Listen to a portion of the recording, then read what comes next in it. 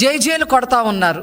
మొన్నే చూసాం, fee reimbursement మీద మీరు ధర్నాలు చేయమంటే విశాఖపట్నంలో వాళ్ళు ధర్నాలు పక్కన పెట్టేసి చంద్రబాబు గారికి తెలుగుదేశం పార్టీకి జేజేలు కొట్టిన వీడియో మనం అందరము కూడా చూసాం.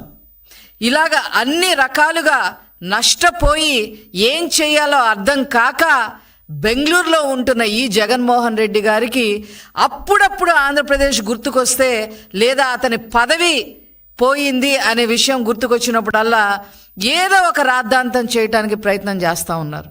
దానికి ఇప్పుడు కొత్తగా వారు చేసే రాద్ధాంతం మరి డిఎస్సి గురించి, టీచర్ ఉపాధ్యాయుల భర్తీ పోస్టుల గురించి.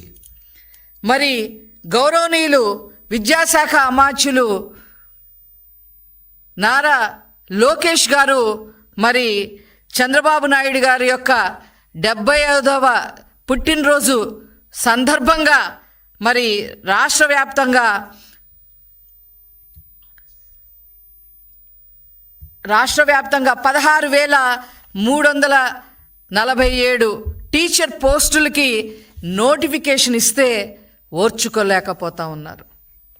దాని మీద రాద్ధాంతం చేయడమే కాకుండా జగన్మోహన్ రెడ్డి తప్పుడు ప్రచారాలు చేస్తూ ఉన్నారు. తప్పుడు ప్రచారాలు చేయడమే కాకుండా వాళ్ళు ఎప్పుడెప్పుడు డిఎస్సీలు ప్రకటించారో, ఎప్పుడెప్పుడు డిఎస్సీలు టీచర్ పోస్టులు భర్తీ చేశామో అని ఫేక్ ప్రచారాన్ని సోషల్ మీడియాలో వైరల్ చేయటం నిజంగా చాలా దారుణమైన విషయం.